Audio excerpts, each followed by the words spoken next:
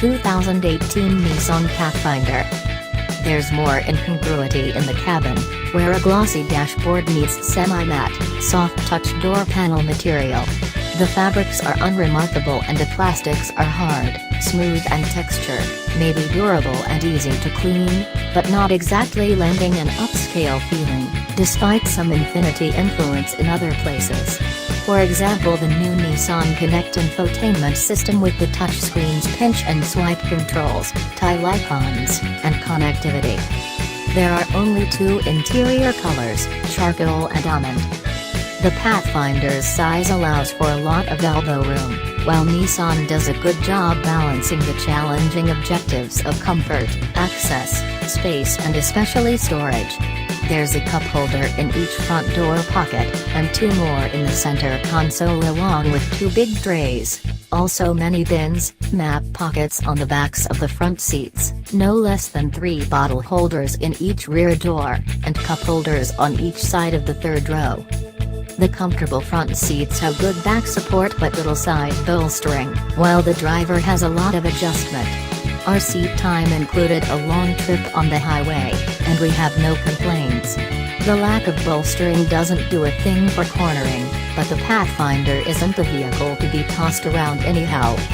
Nissan says that 57% of the parts are new in the 3.5-liter V6, totally believable, with direct injection instead of port injection, electronic variable valve timing, new air intake system, and a mirror bore coating process for the cylinder walls to reduce friction.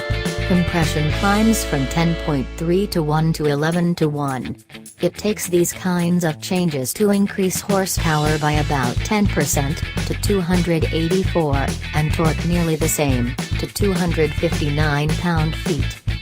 The continuously variable transmission, CVT, is unchanged, and we have mixed feelings on it.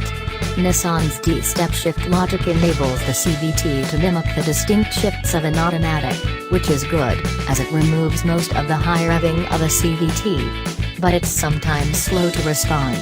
When it's been running casually at low revs for a while, and you suddenly need power, the CVT won't quickly allow the engine to give it to you. Which is a shame, because we like the new engine and want to feel it more.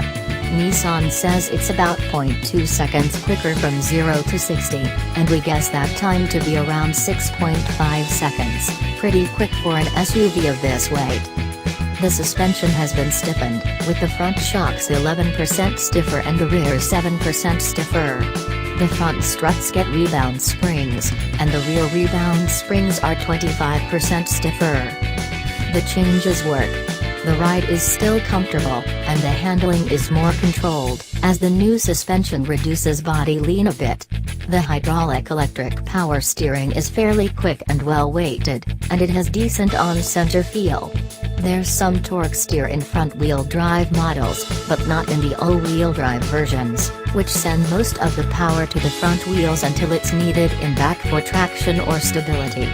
The driver can select front-wheel drive only, maximizing fuel efficiency, or a locked all-wheel drive mode to distribute power equally front and rear. Meanwhile, the system moves power from side to side, as needed. The Pathfinder has less ground clearance than a Subaru Outback, whose CVT is the best, but it handles ruts with stability, while the locking center differential provides more traction off-road than most rivals. It's easy to forget the Pathfinder is a big SUV. It's lighter than some rivals, and feels it. Pitch the Pathfinder back and forth on choppy roads, and it will respond with better control than some rivals. However, the low rolling resistance tires on some models, intended to improve fuel economy, both 18-inch and 20-inch, don't have the grip that the chassis can handle. And the firmer suspension adds road feel, in particular over bumps, which might not be universally enjoyed, but it's never harsh.